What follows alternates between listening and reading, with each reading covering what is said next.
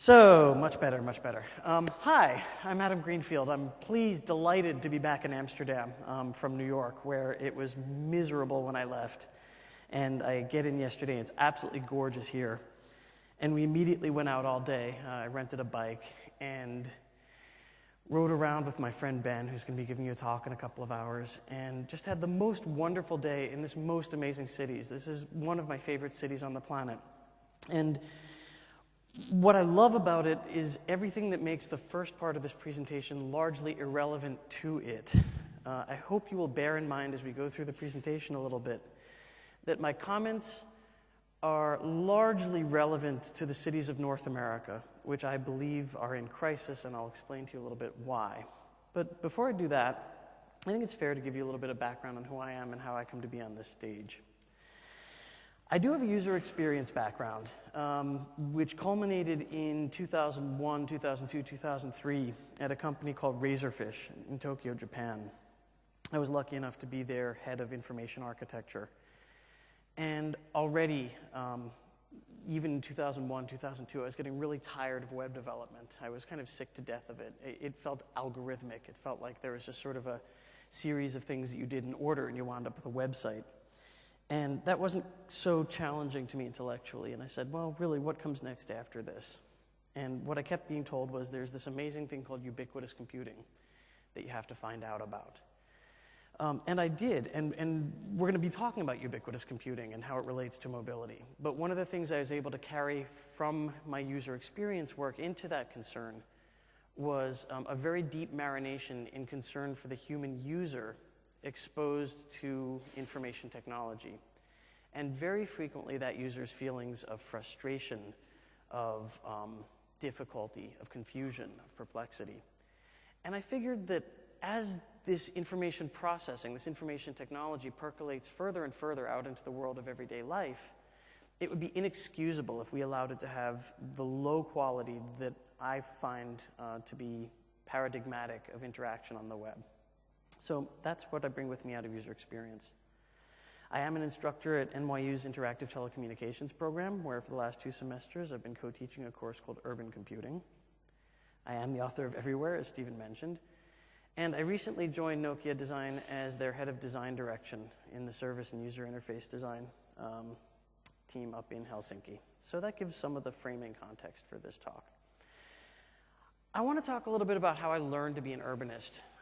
And I come from a very, very specific school of urbanist thinking. It's the school that is primarily associated with a woman named Jane Jacobs and her book, The Death and Life of Great American Cities. Also a guy named Christopher Alexander, who you might be familiar with from a book called Pattern Language, and Bernard Rudofsky and his Architecture Without Architects and Streets for People. These were American and Canadian writers who were active in, say from the late 1950s through the early 1970s primarily. Christopher Alexander is still alive and still working, but they really came into their fruition in that time period. And there were a couple of things that all 3 of them had in common. The first, and probably the most important for our purposes, was the sense that the city emerges from the bottom up, from the free interaction of untutored, small-scale actions of non-specialist people. So everything that we regard as high-quality urbanism actually emerges holistically from the interactions of people in the neighborhood. These are not architects, they're not urban planners, they're not specialists. They're ordinary people doing the things that they do to get through their life, and somehow through this glorious choreography that they engage in together, the magic of the city emerges from that. There's a generosity of spirit, a luminousness in all of these writers that characterizes a city that they were very, very worried about disappearing into the maw of large-scale urban development, of Robert Moses style urban development in the United States and in Canada in the 60s. And unfortunately, some of what they were worried about, in fact, came to pass. This is something that I call the repeating module of doom, which characterizes what streets look like in most North American cities at this point in time. And as a matter of fact, this is pretty much the repeating grid of Manhattan. If you spent any time in New York recently, you'll know that it's after another: bank branch, fast food outlet, nail salon, drugstore, repeating modularly over and over and over again, so much so that the only way that you know that you've gone from one neighborhood into another is when the franchises start to repeat. It has very, very little to do with the fine-grained texture, the sense of neighborhoodness, the sense of distinct identity that most cities historically have had. And it's a result of some very, very specific real estate, housing law decisions and all of that. But this is what Rudofsky and Alexander and Jacobs were afraid of in large measure, and it's in fact come to pass. So this is what we deal with in North America right now. We also deal with a couple of facets of urbanity that are more global in their implications, things that we might think of as junk space, which is primarily associated with your own Rem Koolhaas, an architect who's spoken about this sort of unconsidered bottom-up texture of urbanity without connection. So there's no logic, there's no order, there's no organic fabric to what he calls junk space. It's simply when everything gets developed on its own timeline, to its own pattern, to its own agenda. It never really meshes with anything else. We see the crisis of what I think of as the privatized commons, very specifically in malls, when more and more of what used to constitute the public spaces of our city, of which we see a particularly lovely example right outside the doors here, get wrapped up in a commercial condition and become private space, where private law, in fact, is the order of the day, where there may not be freedom of speech, where it may not be freedom of assembly, and where there certainly is a spatial condition that's designed explicitly to disorient you, to confound you, to keep you there spending money. And finally, the sense of psychic anomie that arises out of all these sorts of places that we think of as the architecture of non-place. There's a French sociologist, geographer named Marc Auger, who has a theory of non-place. These are places that are interstitial moments. These are the conduits between other functional areas of our life. They are the highway rest stops and the airport waiting lounges and the hotels that have no character of their own and increasingly assume prominence in our lives. And this was brilliantly captured in a film which was otherwise kind of okay. Lost in translation, you see Bill Murray in his hotel room there looking quite anomic. And it's worse even than that, because private space, as bad as it is, we're facing a crisis in which public space is deliberately being made unpleasant, deliberately and intentionally being made so that it repels people. And there's a guy named Stephen Flusty who's done some thinking of this. He's identified a taxonomy of spaces: stealthy, slippery, crusty, prickly. These are spaces, let's see, stealthy places are hard to find, slippery ones are hard to get to, crusty ones are ones that are armored, prickly ones are ones where, I guess we see a prickly one right there, and jittery ones, jittery spaces, are spaces where you're under surveillance at all times, and so it's hard to use them without feeling like you're being observed. It makes you kind of hyper-caffeinated, hyper-jittery. And we see some examples of this. Primarily, this park bench from Tokyo in the middle, which has been designed intentionally to confound using it as a park bench. I don't know if you can see it, but the seat tilts forward at about 10 degrees. It's extraordinarily uncomfortable to sit on. It's been subdivided at intervals of, I don't know, how many centimeters is that? So you can see the guy there. He doesn't look terribly comfortable. I mean, it has been so competently and professionally designed to be uncomfortable that at the end of the day you wind up wondering why they bothered to put it there at all. And this is what happens. And this is the explicit connection to mobile devices. In the cities of North America, very frequently, we withdraw into our mobile technologies. We withdraw into the psychic space of them. And as developers of mobile technologies, I think we're all familiar with the idea that the technologies get blamed for this. There's kind of a techno-determinist argument that, the phone causes social isolation, and the BlackBerry and the iPhone, these things, the iPod, these things cause social isolation. Well, I certainly think they afford it in the classic Gibsonian sense of the word affordance. But I think there's also a case to be made that there's, in fact, a vicious cycle going on, that the street environment is what sends us into the warm embrace of our personal devices as well. And so what winds up happening is that it's just a very, very unpleasant environment. I feel like we've lost something. I feel like we've really, really lost something. And Most of us in North America tend to know it in our bones, however hard a time we might have admitting this to ourselves or to anybody else, or to articulating it. But there's a challenge. Nostalgia, I feel, is for suckers. I'm not going to stand around here and say, oh, everything used to be so much better. You know, the city used to be wonderful and organic and humane. I mean, that's tiresome. Personally, I'll be damned if I'm going to sit around for the rest of my life lamenting the passage of the way things used to be, and I certainly don't think you want me to be up here talking about how grand things used to be in the old days. So here's the challenge. How to rediscover all of those wonderful values of the deeply humane, organic, engaging, fun, challenging city that this city does so well, but to do it in a way that's organic to our own age, to the technologies and the technical possibilities that we now have in front of us. And here's the argument I'm going to make. A couple years ago now, I wrote this book called Everyware, which is about ubiquitous computing. And I think ubiquitous computing is one of these weird pieces of terminology which will only exist for a very limited period of time. As a matter of fact, it's already kind of on its way out. Because why speak about computing being everything in everything around us if, in fact, it is in everything around us? It's going very soon to seem like a distinction that it doesn't make much sense to make. We're talking about a class of systems where information processors are embedded in the objects and surfaces of everyday life, whether that be clothing or bicycle or beneath the sidewalk. We're talking about processors that communicate with one another wirelessly, that because they're both embedded and wireless, they're imperceptible, that there are multiple objects and devices and services focusing on each human user instead of the one-to-one relationship that a user enjoys with a PC, that for all of these reasons we've moved decisively beyond the graphical user interface that we're familiar with from this context, and that are deployed in everyday life.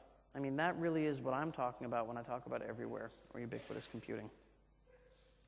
And for these reasons, we're talking again about a vastly expanded user base, from the tens or hundreds of millions of people that have ever used a PC to maybe the 800 million people who have ever used a mobile phone, really to billions of people. Now, ultimately, the technologies that we're talking about are going to engage the experiences of virtually everybody in the developed world, and quite a large percentage of people in emerging markets as well. And that's why I think we need to be paying a very particular attention to the design of the interface with these systems, to our experience of them. We should anticipate what kind of effect these systems are going to have on the quality of life in our cities.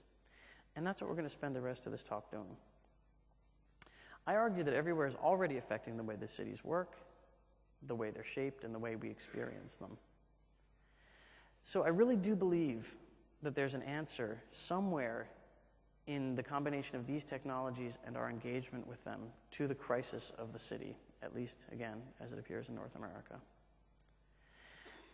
And I'm going to talk about something called ambient informatics. Ambient informatics being largely the next step in mobility.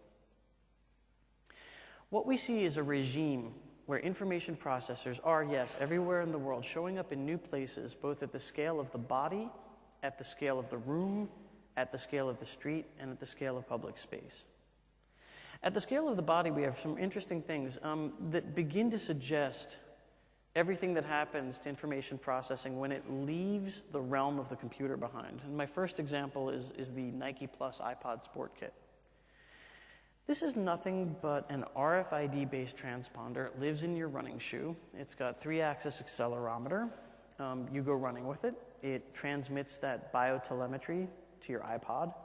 The iPod mediates the relationship of that data to a desktop application, and then that desktop application sends that data to the internet, where it becomes a social object, as Jyri Engström will be probably talking about a little bit later on. It becomes a social object, a social pivot, something that representations can be performed upon.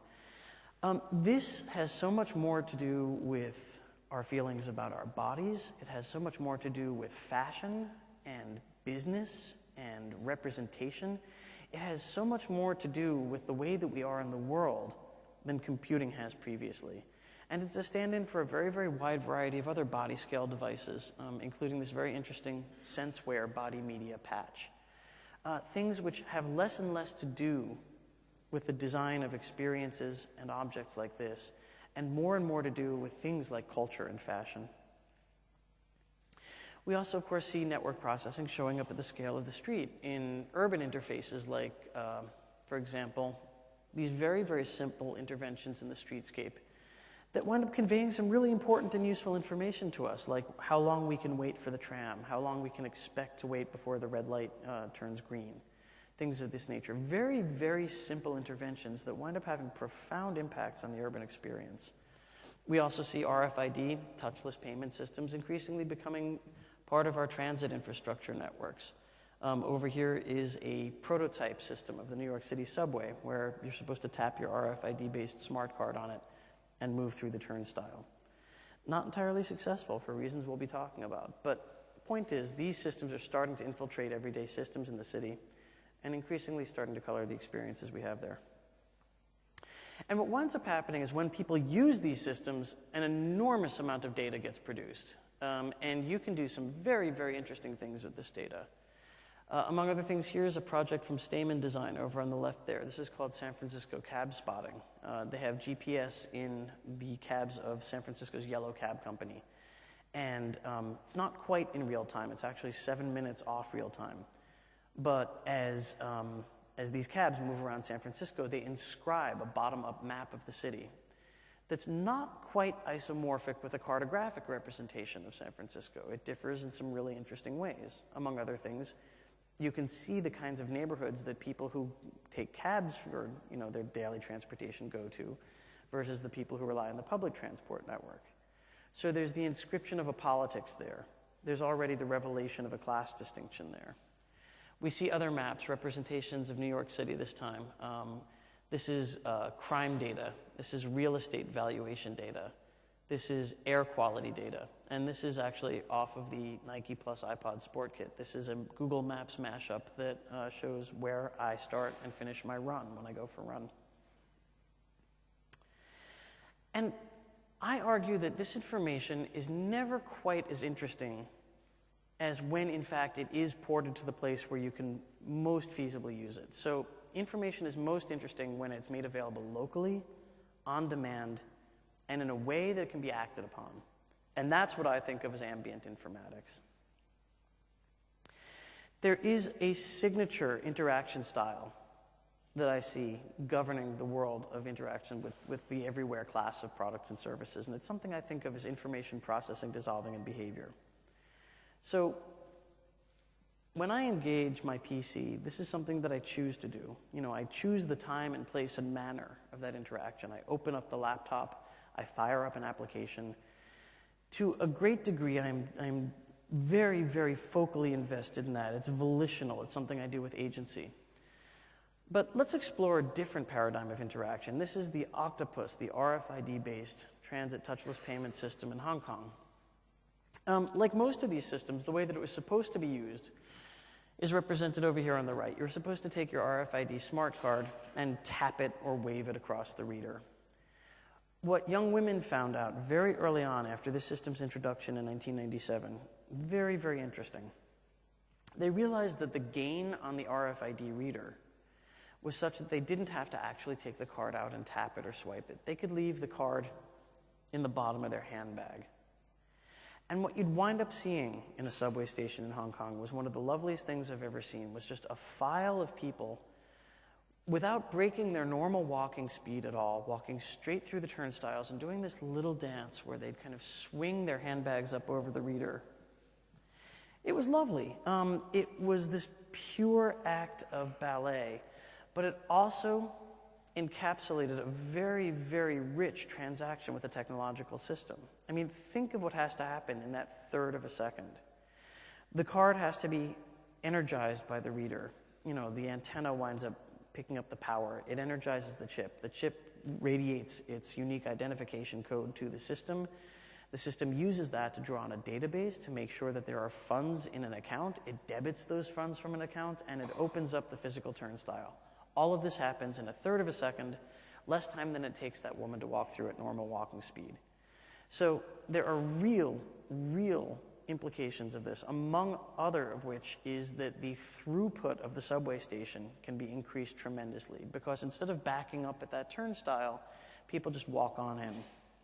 It has real material, economic, and logistical consequences for the design of not merely the subway system, but the entire urban architecture around it. So how else do these systems and technologies change the city? We see outputs at the building envelope. So we've taken this data, and we've spoken a little bit about representations of it, but now we're going to talk about actually changing the physical form of structures and urban conditions in response to data. On the left of the screen, we see something called Living Glass by a New York City-based architectural partnership called The Living. They actually have carbon dioxide sensors in a room like this, and their louvered glass window would be on the outside. And if the carbon dioxide level in this room got too high, shape memory actuators would be actuated and would pull the louvers open and allow fresh air to come in. And at a point where the oxygenation level of the room was, better to normal, it would drop below the threshold again. That is a very delicate example. What we see are increasingly radical conditions from left to right. We see something called the aegis hyposurface, which is a fully programmable 3D meshscape of a building envelope. We see Diller and Scafidio's Blur building, which is a building that's entirely made up out of water vapor. And the water vapor was sprayed in response to computer-controlled, sensor-connected nozzles. And finally, a building called the Carbon Tower, which is made up out of carbon fiber fabric and is actually cinched together in real time in response to conditions of wind and gravitational load. Currently under exploratory investigation in Los Angeles. We don't know if the Carbon Tower is ever going to get built. But the really important thing is that the Blur building, the aegis hyposurface, the Living Glass, and certainly the Carbon Tower, these are architectures that are impossible without computation, that are impossible without the sensing, processing, representation, and actuation devices that we've spoken about. None of these things is possible 30, 40 years ago. They become possible now. They start to become realities now, and we start living around them now. And it changes the cityscape as well. One thing that happens is that circulation can get regulated. The use of something like public transit becomes regulated in a really interesting way in response to the real-time demands on it. So we see the MIT City Car project, which interprets mobility itself as a utility. It's beginning to talk about the car not as a private object, but almost as a public utility running in the city. And the idea is that cities that understand that the maximum mobility of the people who live and work there should be free, easy, accessible. These are cities that are poised to make extraordinary gains in the next couple of decades. The more an urban context can afford the ability of its people to get around and freely make connections with one another, the better off they'll be. And this is highly, highly dependent, again, on computational sensing, modeling, and actuation. We're also beginning to talk about addressable, scriptable, queryable objects. The idea that every public object, from a mailbox to a lamppost to a traffic signal, would have an open API, essentially, would be constantly communicating its state in a way that you could grab that data and you could do mashups with it, and you could turn that data into a representation or the starting state of another system or service. You could begin to treat the city itself the way that we in web services have started to think about the small pieces loosely connected that make up the web. So it's applying a web services model to a physical reality. Bottom line, though, is a city that responds to the behavior of its residents and other users in something like real time. And I think of this as changing the way we use cities, again, to use some computational metaphors that we'll be familiar with. It changes the way we use cities from browsing to searching. Instead of browsing the city linearly, the way that we have for millennia, we can now begin to pinpoint objects, activities, events of interest in that fabric, and drill directly into them, go directly there, make them social pivots, use them in parts of other mashups and parts of other assemblages of data and meaning and semantics.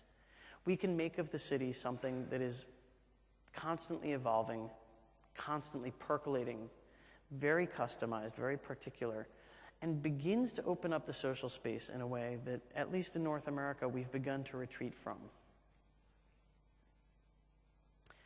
What does metropolitan experience itself, the experience of big city life, look like under these conditions? Well, I've got a bunch of questions. This map over here on the right is called Oakland Crime Spotting, and it's a project, again, by Stamen Design, good friends of mine from San Francisco. It's really brilliant. It's really quite amazing.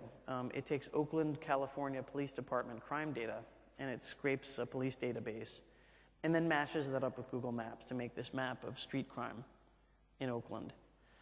It's really vivid. It gives citizens, it empowers citizens. It gives them a really important tool. Citizens have started to show up at the police precinct meetings with crime spotting maps printed out, demanding of their local police commanders better coverage, for example. And that's wonderful, but it's also misleading, because actually what's likely to kill you in Oakland isn't crime, or at least it's not this kind of crime. It might be environmental crime. It might be the crime that's bundled up in a McDonald's hamburger that's causing your high blood pressure. It might be the kind of crime that shows up in pollution statistics rather than mugging and rape and robbery statistics. So there's a sense in which putting this stuff out there like this gives people a false sense of security, or at least it focuses their notions of what the actual risks that depend upon them in the wrong area. We also know that what is mapped, what is represented, is only what is sensed, what we have sensors for. Unless we have carbon dioxide sensors, we can't do representations of carbon dioxide levels in the air. It's that simple. Further affecting this is the notion that not only is it what we can sense, it's what we can sense cheaply. If there is a very, very cheap sensor for a quantity, you can bet that we're going to have representations of that quantity around us in a way that we might not have representations of things which are a little bit harder to get out. And finally, I think that we begin to emerge into senses of time and place that are very, very different. These are things that I think of as the big now and the long here. I don't know how many people here use Twitter. Could I see a show of hands of people who use Twitter? Okay. Do I need to explain what Twitter is, or everybody's pretty familiar with it? Get the sense that I don't need to explain it. That's good. I don't use Twitter very widely at all. I use it in a very, very intimate way, I think. I've kind of capped my friends at about 50, and I don't accept any more friendship requests than that. But these are people who are basically all over the planet. At any given moment, I've got friends who are in San Francisco and New York and Amsterdam and Helsinki and Seoul and Tokyo. And so at any given moment, I can look at a mobile device and I can be very immersed in the condition of New York. I can be very situated in the weather and the social context and the material and physical context of this city.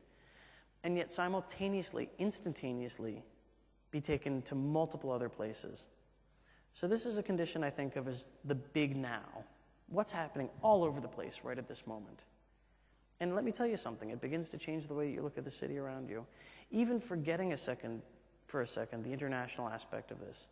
Even if it's only looking at all of the different things that my friends in New York are doing at this moment, it really conveys the diversity of big city life in a very immediate, very intimate way that I'm not so sure has been particularly possible in decades past.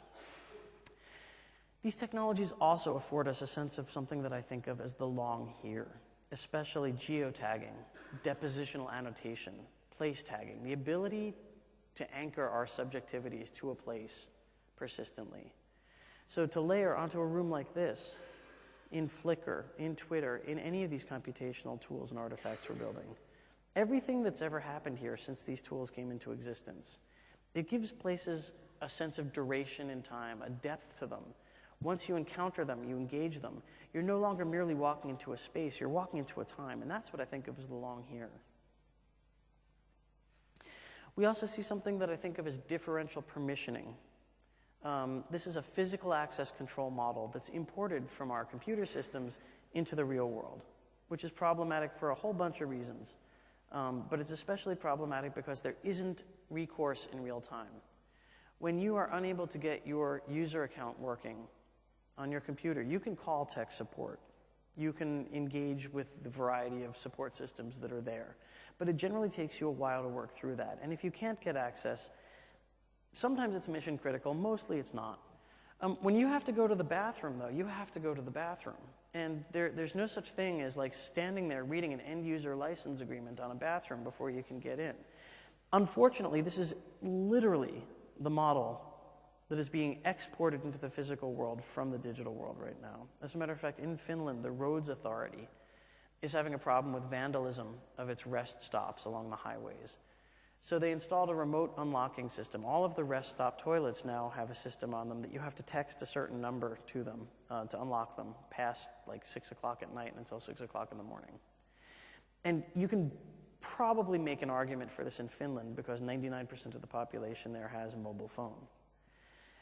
In other places, though, this isn't the case.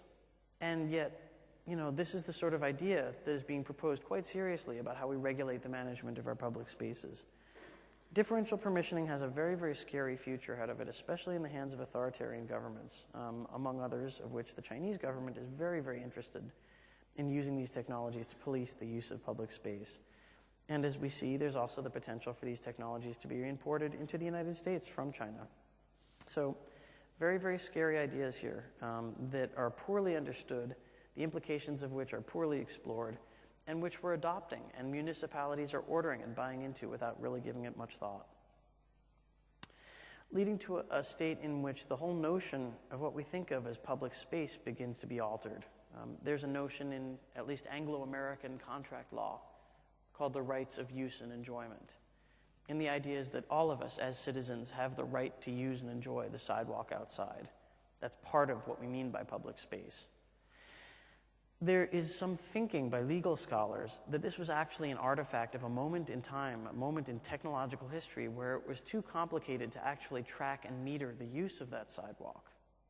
As it happens, now we can all be tracked everywhere we go by our cell phones. We can be identified. We could even potentially get a bill at the end of the month for how many times you walked up and down the street.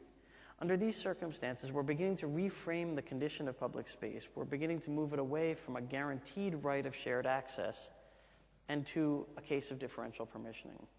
Again, not something that I think most of us really, really want to have happen, but it's something that's happening nevertheless, and that's why we need to raise consciousness about this and start to get political about it. I mean, these are no longer technological questions purely anymore. They are now very, very political, and they have teeth. It's also the case that computer technology is generally marketed as being fairly generic, fairly fungible. It's something that you unplug someplace and plug in somewhere else, and it works the same all over the world. The trouble is, as we know, cities are very organically themselves. They have their own history, their own texture, their own culture. And it is very, very different and difficult to delaminate a technical solution from one place and plug it into another. The RFID touchless payment systems we talked about may be a really, really good example. They work really, really well in Asia. They seem to be working fairly well in London. For whatever reason, we haven't been able to make it work technically, socially, or politically in New York yet. So there's a sense in which we need to recognize the particularity of places. And I think that's a good thing, but it presents a very, very real economic complication for people who want to get into the vending of these products and services. We also see emergent behavior. I mean, anytime we talk about open APIs on something, here's the middle here is an example of one of the subways in Brooklyn had been hacked into. So the signboard that says, this train is coming in 5 minutes, actually here says, pretty girls don't ride the subway. Not so amusing maybe, but a lot more funny than what happened over here where a networked security device actually deployed inadvertently straight through the cab of a car, killing the occupant. And so what we have, anytime you have a networked open system, by definition you've expanded by many times what's called the attack surface that's available to people who would do bad things with it. So these are things that we really have to consider. I mean, the system of freely interacting parts leads to emergent behavior that we can't even in principle predict at design time. We cannot predict these things now. Nevertheless, we know that they're going to happen, and we have to prepare for that. We have to prepare as designers and as citizens. Our jurisprudence has to evolve to be able to accept this as well. So I'm going to wrap things up here, but I want to really, really quickly shoot through 3 things that I think that we need to do and think about in order to make this real-time city practical, livable, humane, and possible. The first is to build what we think of as beautiful seams, to make sure that every public object in a city has an open, read-only at least, and where advisable and where useful, a read-write API in software and hardware. We need also to be generous as designers to underspecify, and to know, again, that we're not going to be able to predict by any stretch of the imagination the entire range of uses and purposes to which creative people are going to put these things. They're going to grab data from here and use it over there. If we over-design, if we over-specify, if we crystallize too early in the evolution of these systems, they won't be of utility to people. They'll be very brittle. They will fail when imported into other contexts. So some looseness in the weave. And finally, I think we need to begin thinking of ourselves as users of a city. I mean, this is something that this one sentence alone I could unpack for 20 minutes, and I just don't have the time to do it right now. So I'm happy to answer this later on in individual conversation. But we're moving from a model of the citizen that is from the 19th century idea of the flaneur, which is a figure that is, beloved of urbanists, through the mid-20th century notion of the user of the city as consumer, to now something that I'm proposing, the idea of you walking down the sidewalk being a user of the city in precisely the same way that you'd be a user of information technology. Somebody who takes applications, somebody who takes utilities, somebody who takes services, somebody who engages with all of these things and mixes them in real time to make your own personal interpretation, your own personal experience of the real-time city.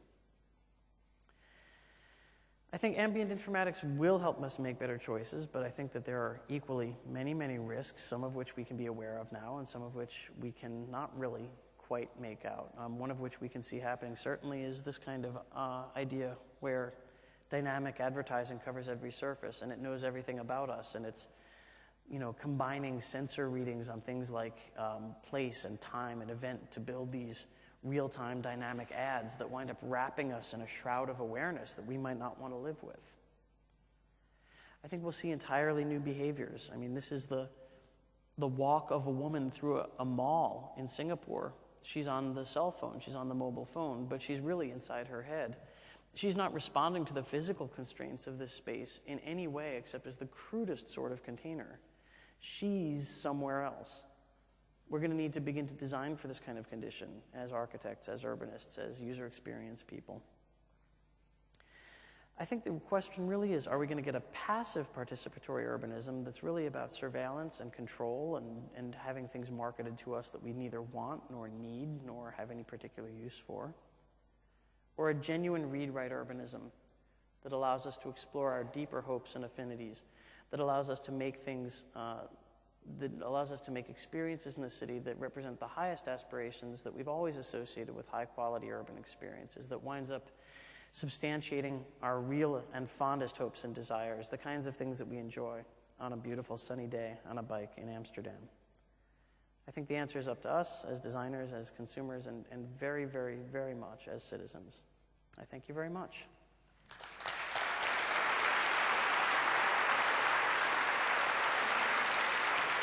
Do we have time for questions? Oh, absolutely. So. Yeah. We're running a little bit late, but we've got 5 minutes for questions. Who would like to ask the first question? Put your hand up, because if not, I'm going to. Okay. Come on, Stephen, give him a chance. Yeah, there's got to be somebody out there.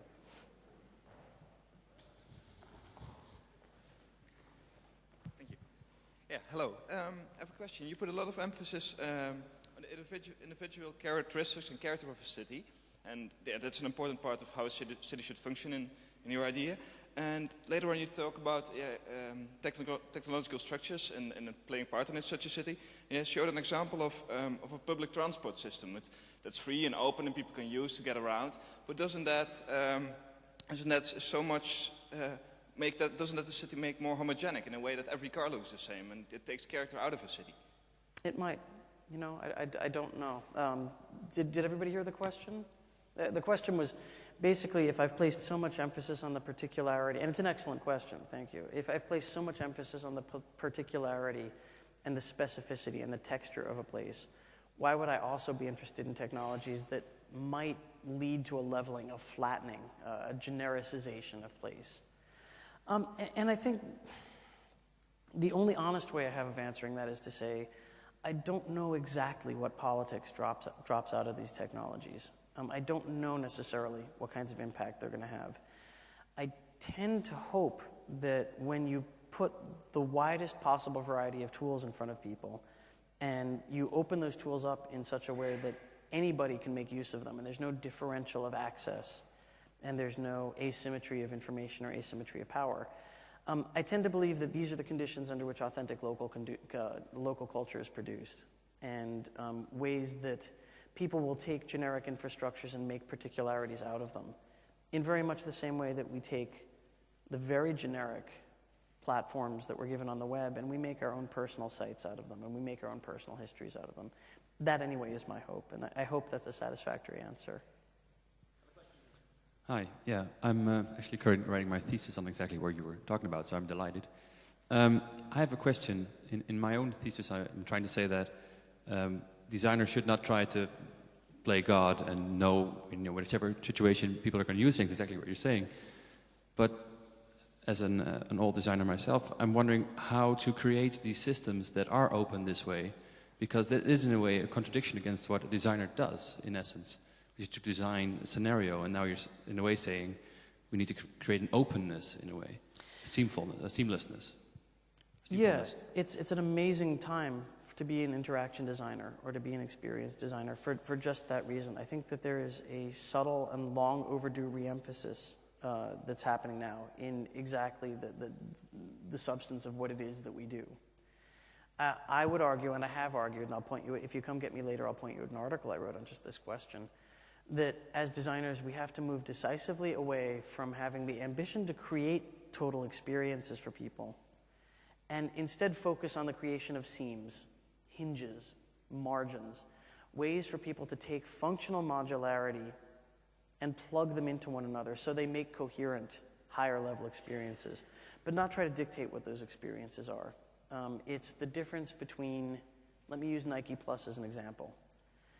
Nike Plus was originally designed as a total experience. You were supposed to use Nike shoes, and not merely Nike shoes, but Nike shoes from one particular line only worked with Nike Plus. Well, what if I don't want to support Nike? What if for whatever reason I just don't believe in that brand and I don't want to represent that brand and its values? The system could have been designed in such a way that I could use Nike Plus, the system, with any shoe. In fact, it wasn't designed that way, and very, very early on, people started hacking. They took it onto themselves. They duct taped the transponder onto a pair of Adidas or onto a no-name pair of running shoes, or they took a knife out and they cut a little slot in the sole of their shoe, and they glued the transponder into it. And eventually Nike themselves responded to this, and they opened up the ability of their entire running shoe line. I think all Nike running shoes are now Nike Plus compatible. But the greater point is that the designer originally tried to strap people down into a very, very narrow and restrictive definition of what that experience was, and only later realized that there was a business logic in letting people have a broader band of experiences associated with that entire ecology. So we're moving from discrete products and discrete services into what I think of as product-service ecologies. And it plugs into this talk in a lot of ways, but it's a different talk. And I'll be happy to point you at some resources at that later on. Thank you very much. Well, that was a great talk. I think we should also give him a hearty round of applause. Thank you. Thanks.